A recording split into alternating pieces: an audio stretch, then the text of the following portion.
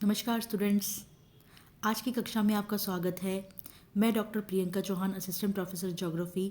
आपकी जो second year का फर्स्ट पेपर है वर्ल्ड रीजनल ज्योग्राफी, उसी के एक नए टॉपिक की शुरुआत कर रहे हैं। जापान के मुख्य खनिज। जापान एक ऐसा देश है जो खनिज संपदा की दृष्टि से धनी देश नहीं रहा है।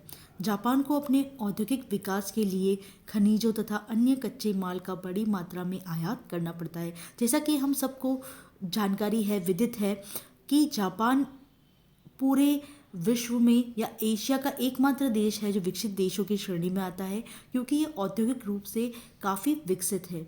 और जापान का औद्योगिक विकास है वो जापान में जो पाए जाने वाले खनिजों के कारण नहीं हुआ है। जापान विभिन्न देशों से खनिज पदार्थों को और कच्चे माल को आयात करता है और उसी को अपनी तकनीकी की सहायता से, अपने बौद्धिक बल की सहायता से परिवर्तित करके उसको निर्यात करता है। वास्तव में जापान का समस्त जो औद्योगिक विकास है वो आयातित कच्चे माल पर ही निर्भर है। आपूर्ति के आधार पर हम जापान के खनिजों को 3 भागों में बांट सकते हैं।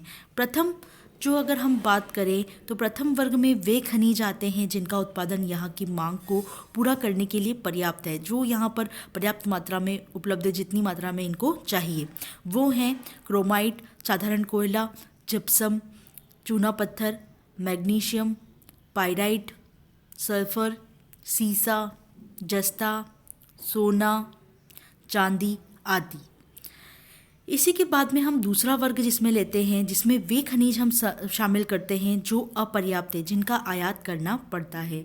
इनमें हम शामिल करते हैं लौह अयस्क, जो एक औद्योगिक विकास के लिए काफ़ी आवश्यक होता है। कोयला, एंटीमनी, पारा, manganese, tin, titanium, tungsten, chromium आदि। तीसरे वर्ग में हम ऐसे खनिजों को शामिल करते हैं जिनका उत्पादन बहुत कम है और जो उनका आयात बड़े पैमाने पर किया जाता है। इसमें हम शामिल कर सकते हैं निकल, cobalt, aluminium, nitrate, phosphate, potash, नमक, दुर्लभ पदार्थ तथा पेट्रोलियम।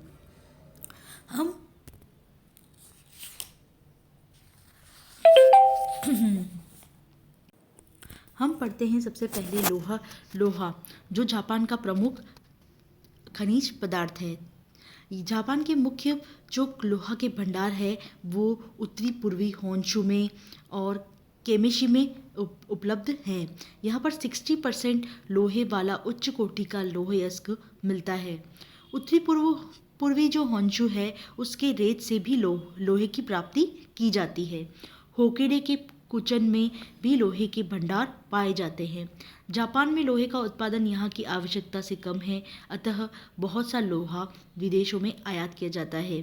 भारत से भी लोहे का जो है वो निर्यात जापान को किया जाता है, विशेषतः गोवा से। जापान भारतीय लोहे का मुख्य ग्राहक है। दूसरा अगर हम बात करें तो दूसरा खनिज है तांबा। तांबा उत्पादन की दृष्टि से जापान को लगभग आत्मनिर्भर कहा जा सकता है।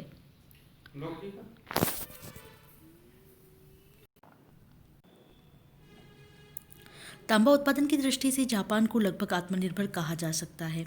जापान के कई भागों में तांबा पाया जाता है, परंतु उत्तरी होन्शु के अकीता, इबिरारी और तोचारगी तथा पश्चिमी शिकोकू के इसके लिए विशेष रूप से विख्यात हैं। जो तांबा उत्पादन की प्रमुख खान है वो रसिया, हिताची, कोसाका, ताराबेशी, कुशु इत्यादि है। होन्शु और शिकोकू द्वीप जापान का सबसे अधिक तांबा उत्पादन करते हैं। जो गंधक है वो जापान के अनेक ज्वालामुखियों में स्थिति के कारण गंधक भी यहाँ पर जापान में मिलता है। उत्तरी होन्शु की मात्सुओ की खान गंधक उत्पादन में जापान की सबसे बड़ी खान है। हम बात करें क्रोमाइट के भंडार दक्षिणी होक्काइडो तथा मध्य होन्शु के ओकायामा तोतोरी क्षेत्र में मिलते हैं। टंगस्टन, यह जापान अपनी आवश्यकता का केवल 40% टंगस्टन उत्पादित करता है। होन्शु द्वीप सबसे अधिक टंगस्टन का उत्पादन करता है। इसी के अतिरिक्त मैग्नीज के मैग्नीज का उत्पादन भी यहाँ पर होता है। इनाकरोशी, ओरंग आदि उत्पादक क्षेत्र हैं। सोने का उत्पादन देखें तो सोने के उत्पादन और सुरक्षित भंडार की दृष्टि से जापान एक धनी देश है। यहाँ स्वर्ण खदानों और नदियों से सोने की प्राप्ति होती है। यहाँ सोना जापान के उत्तरी पश्चिमी क्यूशम उत्तरी पूर्वी होन्शू में निकाला जाता है। यहाँ जो मुख्य खाने हैं सोने की वो हैं ताको तोमा, कोना भाई और कुशी कीमो ताइयो आदि यहाँ की प्रमुख सोने के जो खाने हैं। उसी के अतिरिक्त जिप्सम भी यहाँ पर पाया जाता है, जिसके उत्पादक क्षेत्र हैं फोकुआ, असाही, नोतू, मिहाता। इसी तरह से जो सीसा जस्ता है उसका उत्पादन भी यहाँ पर होता है। होसुकोरा, कामियोका आदि इसके उत्पादक क्षेत्र हैं। इस तरह हम देखते हैं कि जापान में विभिन्न प्रकार के खनिज पाए जाते हैं, परंतु औद्योगिक दृष्टि जिसके लिए जापान विख्यात है औद्योगिक विकास के लिए, उसके लिए जो प्रमुख जो खनिज पाए जाते हैं लोहा और निकल, ये सब की कमी यहाँ पर पाई जाती है। और जो भी खनिज यहाँ पर पाए जाते हैं वो औद्योगिक दृष्टि से इसके औद्योगिक विकास को देखते हुए कम पाए जाते हैं। इसीलिए इन खनिजों और कच्चे माल का आयात जापान के द्वारा विभिन्न देशों से किया जाता है। उन्हीं देशों में भारत का भी स्थान है। जैसे भारत के लोहे और अन्य खनिजों का जो निर्यात किया जाता है जापान को। इसी तरह जापान ने अपनी बौद्धिक बल की दृष्टि के कारण, अपनी तकनीकी के कारण इस कमी को पूरा करते हुए भी विकास किया है।